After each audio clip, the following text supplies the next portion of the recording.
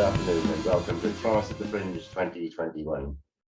I'm Dominic Williams. I'm a Welsh poet, and today I'm going to be talking to the multi-talented and prolific writer Anisur Rahman, Bengali Swedish writer who writes in so many different disciplines, but more importantly to me today, I think, is very, very widely translated. This event actually is pre-recorded, and today I'm in Uppsala with Anisur, and I've been here doing some translation with him. So I think I'd really like to start there, Anisur, because you've been translated into many different languages, and I'm interested to know how you work with translation, what your process is, what you enjoy, how engaged you get with different translators in different languages. Thank you, and let me disagree with you first, how you present me, because it is always good to have friendship privilege. So you presented me so beautiful way, it's a privilege as a friend, but publicly I would like to take the privilege to disagree. So I'm not that level. I'm just an individual trying to survive in writing. Even I myself don't feel good to present as a writer. I just love to read and write. Okay, well, as a survivor, Yeah. I mean, survival of the fittest, or in truth, survival of the most flexible. But then you are going to survive because you are flexible and adaptable, and you write in so many different disciplines: the monologue, the theatre, the fiction, prose, poetry particularly. We've been working on poetry today. But the most lovely things I love to do, write for children. Yes. That is Okay, so yeah, well, tell me about some of your some of those publishers, because I'm not familiar with those. Because the one Swedish poet, his name was Swedish Rahman. He said, every individual is born as a poet. We try to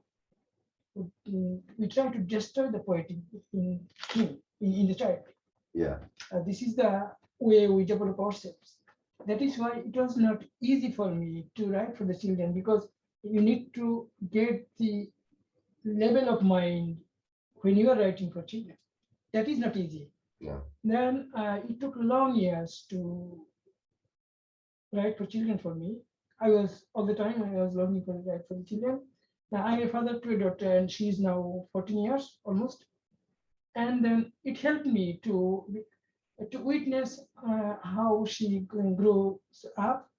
I would like to also share one story from Sunil Gangotay. Is a very prolific and popular Bengali poet and writer, and he died a few years ago. And he said, in his life, he missed one thing, because he is a father to a son. Yeah. So he all the time in his life, he was longing for something. He could not be a father to a daughter. And what was the result? Because as a boy child, he knew how a boy child grows up, but he does not know how a girl child grows up. Yeah. As a being to a father as a girl child is absolutely good luck to witness a daughter how she grows up. On the other hand, I myself grows up as a boy child. So that double experience and witness helped me to discover the child bias, and I could produce 4 or 5 children works for theater, poetry, monologue, and one book is in this Emilia's diary. It is 50 short poems in prose form, and every 50 poem is an individual story, and at the end of 50 story and poems became a novel.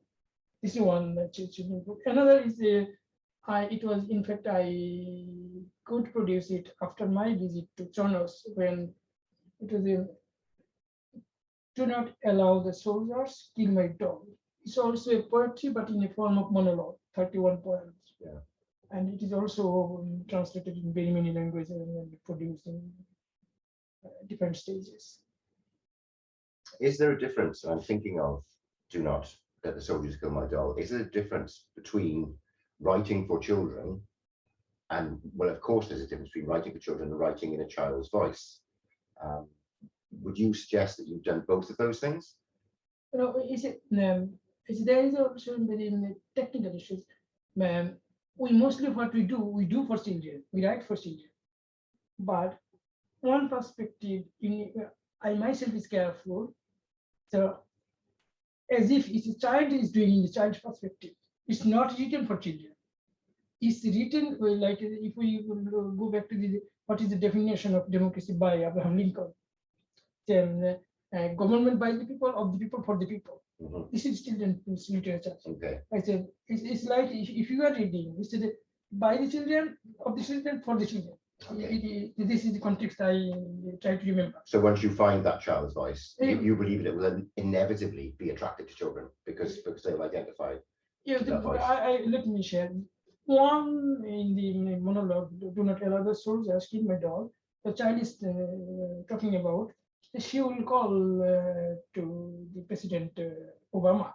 Yeah. So why they are shooting there, or she's thinking to send a letter to the stupid boys' fathers, why they are shooting and destroying their schools. Then she will write a letter to their parents and to control their bad boys. This is the perspective they are identifying, and also the discover the child psychology. A child mind exists in a child. That's need to be. And what is the definition of modernity and modernism? Modernism is to recognize the existence of every individual. Then do we recognize the child as an individual? Usually don't do. No, of course not. No, not in an artist's world. No. That's the point of important for the children. Yeah. And that is why Astrid Lindgren is so popular. Yeah. Swedish. Pippi Longstrand, yeah. I'm interested to know, was it easier because I think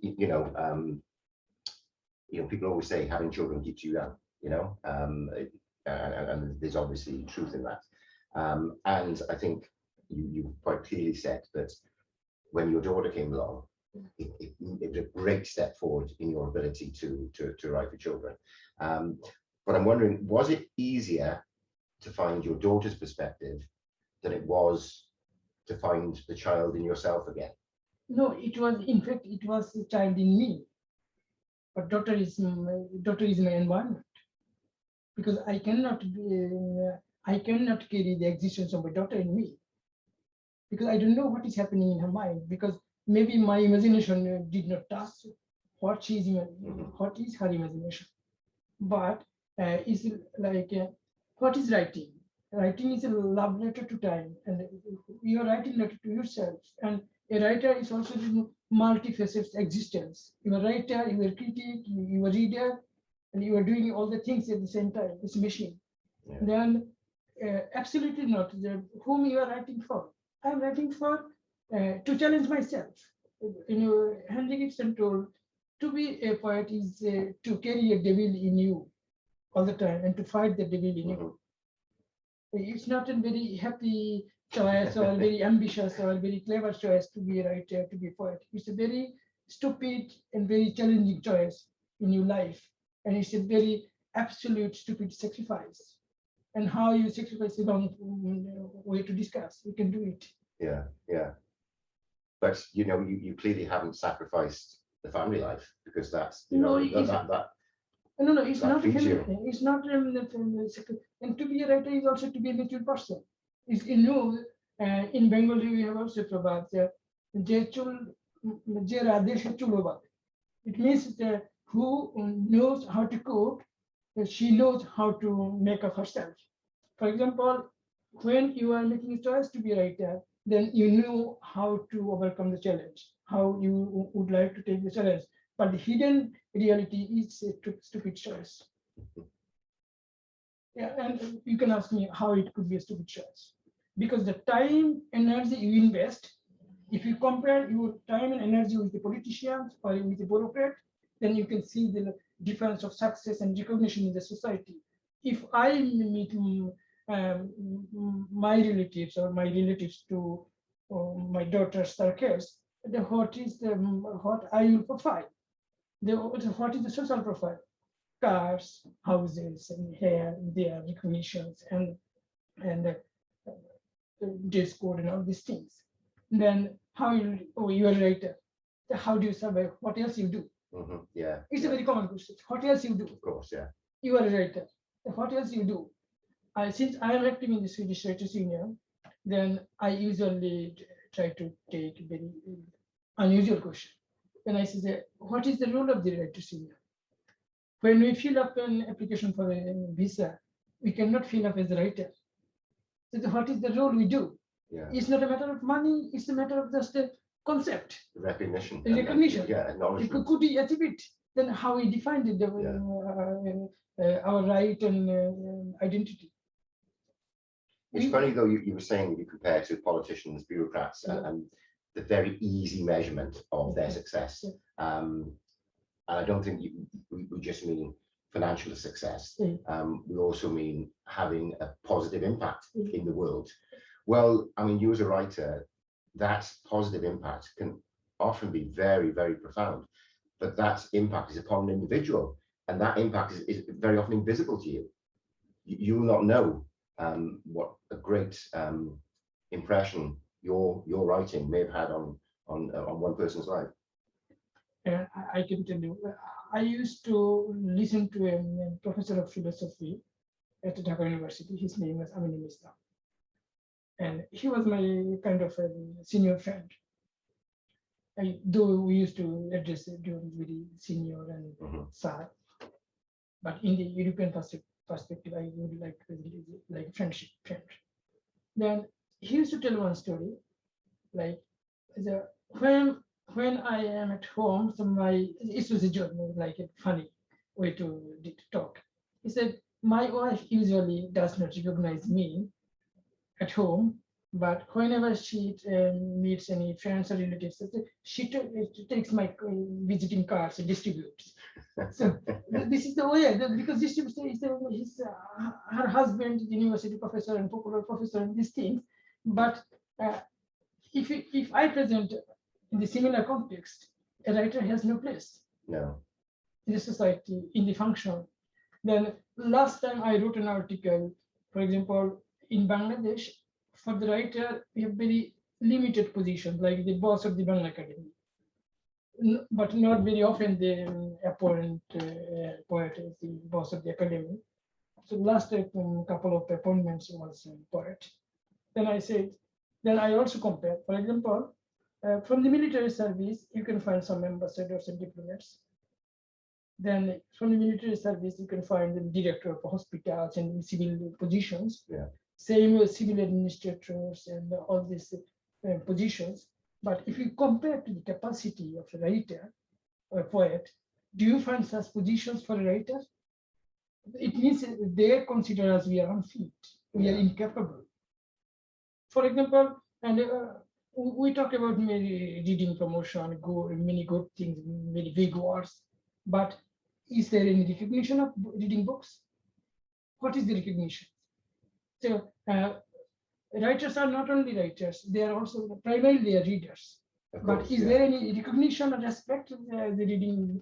If you read as many as books, it means you are not welcome in the job market because you don't have enough time to. Your love is to read books. Yeah, well, academia, I suppose, is the fertile ground for writers then. No, even it has also changed. Previously, there was a tradition to choose to find intellectual editors. If you look into the editors of the Swedish mainstream newspapers and the televisions and all the medias, could you find one intellectual editor? Can you mention one intellectual editor? Similar in our country. I don't know what about in your country. Then where is the place of reading and where is the writing and why it is not stupid choice? Because political system, the states are running, it's a very stupid way. That is why it's a stupid choice. You know, if we go back to the Plato's Republic, so he excluded poets from the state. Do you know why? Because as a poets does not believe in or does not accept inequality in society, in state. Yeah. But if you have in your state, if you have poets, then they will be disturbing. What will be disturbed? So they will to run a state, you need a different class system.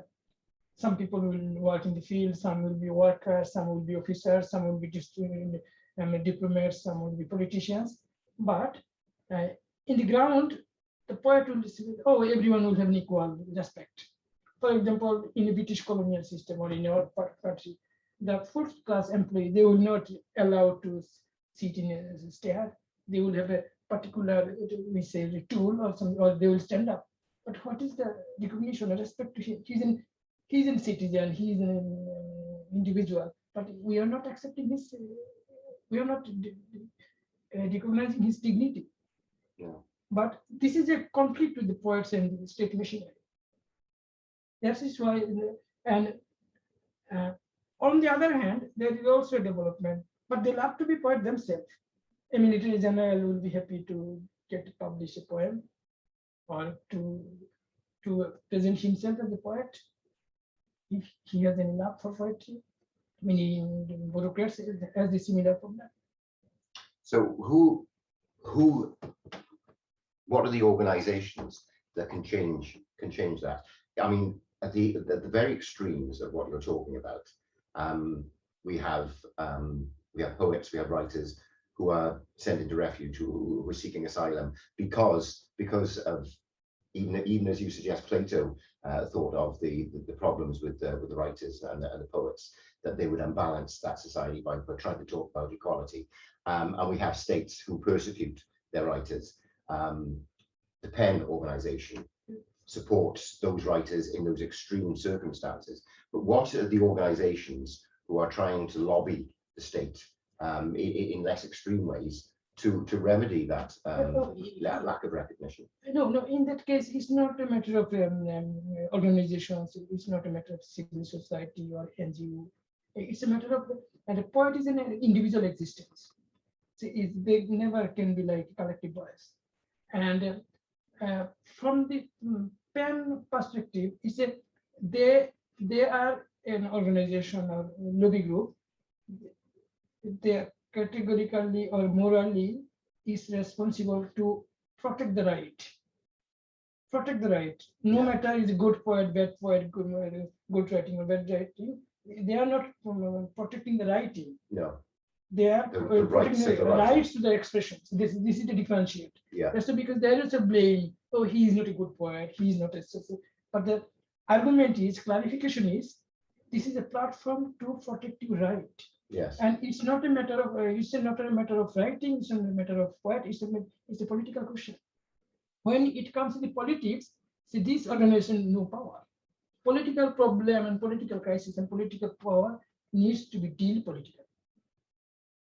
And this platform is a kind of, and they are also dependent on financial support from government or authorities. Yeah. And there is also some, it's not easy, kind of imbalance. Yeah, as I say, they talk about as you say, they're protecting his rights in moments of crisis. It's when terrible things have happened that they have to step in. Yeah. But if you say there is no common voice for the writer because they're all individuals, how can that recognition be achieved? And yes, exactly, what is the point of the Swedish Writers Union? No, Swedish Writers Union is also a right organization because it's a professional platform. The role and job is the Writers Union to protect the rights of the writers, like their honorarium, their salary, and also open up the debate and dialogue for having or creating more right and protect their existing right. Yeah. And it's also a professional organization. Yes. Well, those are the extrinsic outputs of recognition of the writer as a valuable individual. Yeah, it is particularly in Scandinavia and Sweden. There is a professional recognition, and also there is a discussion in the cultural politics. It's a very visible and recognizable content.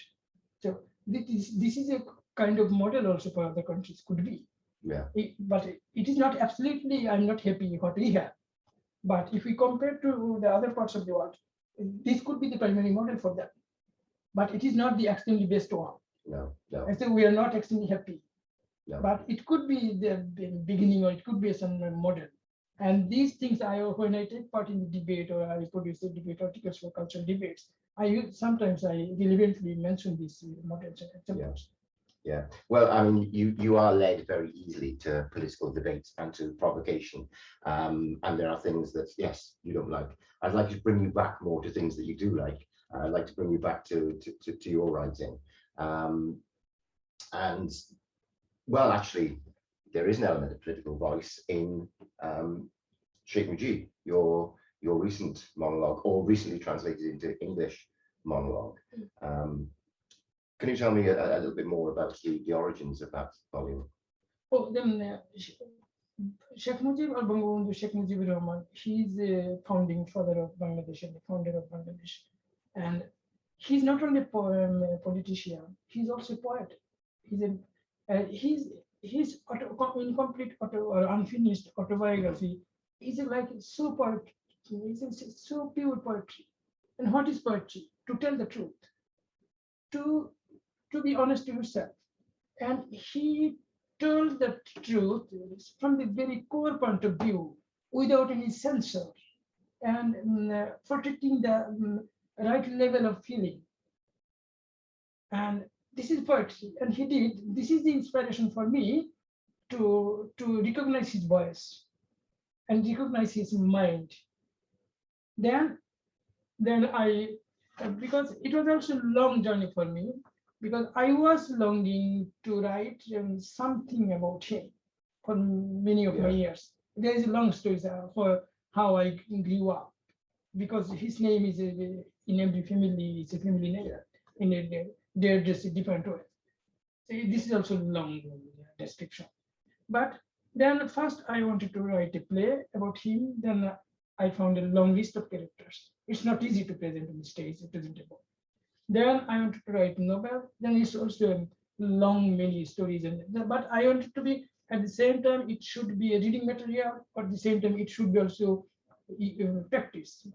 Text to practice theater, film. Perform. So that was my ambition. Then what could be the balance? I wanted.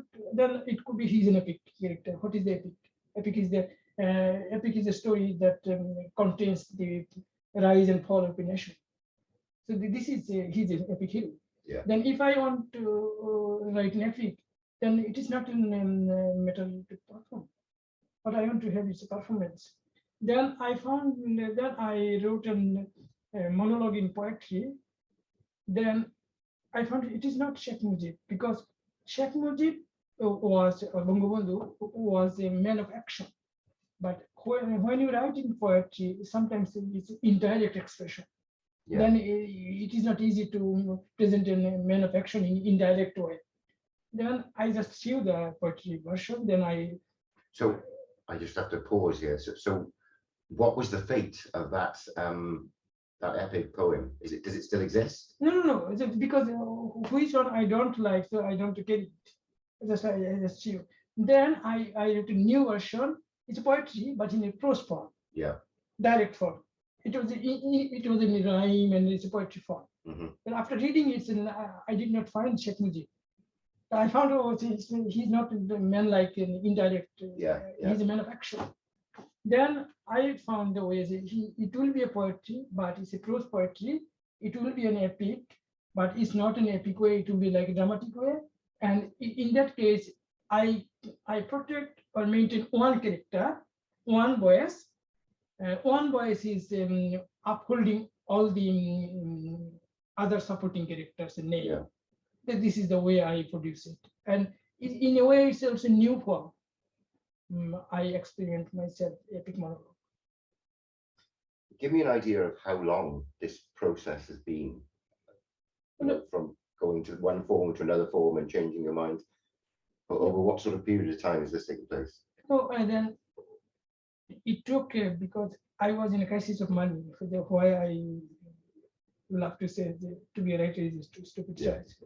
I was in a crisis of money. Then publisher is my friend, Christian Carlson. We used to share many common pains. Then he used to ask me, what is the next you would like to do? Then I told him I would like to write a novel, or write something about Sheikh Mujib. Yeah. That is I am longing for. Then he loves the idea.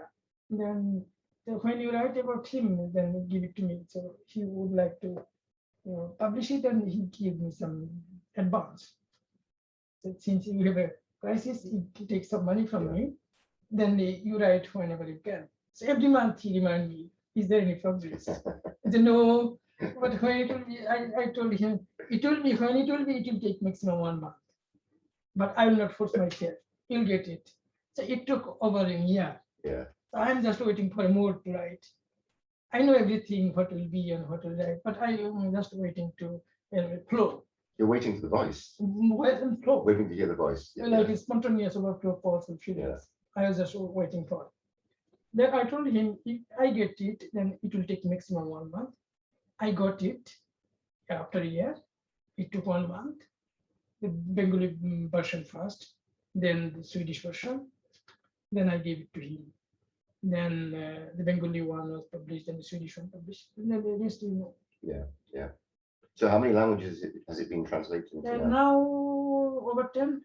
Yeah. Today I have the Russian translation is done, complete today.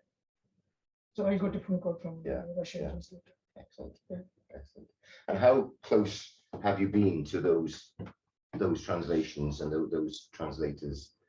Do they come back to you for a lot of comments and suggestions of the things that they struggle with? Since you are involved in the English edition, then I'd like to say English and Swedish version is better than the Bengali version. Well, thank you. Well, I say thank you. I mean, I wasn't the translator. No, because I was very close in the translation process, and I needed to answer every sentence and very close collaboration. Yeah. I mean, I love collaborating with you. I love translating your poetry. I was only saying the other day, I mean, that we first met in 2014, and I remember those days sat outside with a cup of, well, you with a cup of tea. I think I probably had it last year. And we were working on poems in Trollhättan, and it's lovely to try and recapture that in these last days. And I find, I find that collaboration, translation, I love doing it, and you brought me to it, 7 or 8 years ago. I write essays, I write poetry. I don't write prose, not fictional prose, creative prose. So approaching this as an editor was quite difficult. And for the first time, I think I really found myself considering Sheikh Mujib's voice, which was one that I didn't recognize, but I had to pay attention to that. I had to pay respect to that. And do you think, I think there are two voices in the book, in the monologue, I honestly do. Whether they are two versions of Sheikh Mujib at different times in his life or not, I don't know. But whose truth do you think is in that volume? Because you said Sheikh Mujib wrote his own unfinished autobiography in wonderful poetry that was his truth. Well, that could only be his truth, and surely this can only be your truth. So your truth, for example, life is a journey, and journey begins from your birth to death. So in my journey of growing up, and I go, what is the growing up? We grow politically, socially, emotionally, physically, mentally, and it's a measure of my mental growth, political growth up, social growth up, and this is the witnessing Sheikh Mujib, and also taking the challenge, because when I was a schoolboy, and then Sheikh Mujib was doing the accent, and then it was also discovery for me to taking this challenge of school syllabus to identify him. It was in 1986 I saw the first time the photo of Sheikh Mujib on the wall, but before. Wow. Then he was not in the school book, and he was also very presented very partial way, very minor way. So this is also not a good feeling as a boy. I'd like to share. Oh, he's everywhere now. Yeah. Yeah. You know, there's an interesting story. We have a poet in Dhaka, and his name is Nimal Gul. I should not mention the names in this. I'd like to tell you a story. So we have a fellow poet in our country, and he used to every day he used to like a gambling board every evening with his friends. Then his friends is from another political party, BNP, the opposition of Sheikh Hasina's party only. And the poet is from secular platform for pro-liberation and pro-Sheikh Mujib. Then the other one is opposite. And at his home, the friend to the poet, at his home, he used to have the photo of military dictator Anisur Rahman. And his wife, former Prime Minister Khaleda Zia, these photos in their home. Then in 1996, Sheikh Mujib's daughter, our Prime Minister now, Sheikh Hasina, was in power. Then first time they listened to two siblings, sister and brother, school going.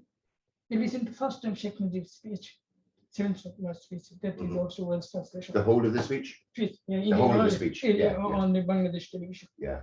After that, they went to Photoshop, the picture shop. Then they bought Sheikh Mujib photo, and they bring down the photos of Anisur Rahman. Then hang up Sheikh Mujib photo. So this is also the same film, same situation we passed. And in this context, what voice I recognize, or was it my voice or was it Sheikh Mujib's voice? It was my voice. It is same answer. It was my daughter's mind or voice, or my even here it was my voice. Of course. Because it's my voice means as an individual I am nobody. It's an existence as a Bengali individual. So I want to identify there. This is when I say it's my voice, it's a voice after 100 years or 1,000 years. And a Bengali individual will say it's my voice. That is the level of ambition, imagination. Good. Okay, well, I would love to talk more about the Bondu speech, 7th of March. But I think that ambition is a wonderful place to finish here, Anisur. So thank you very much for talking to me. There's plenty more stuff to cover. We can turn the camera off and carry on. Thank you very much. Thank you.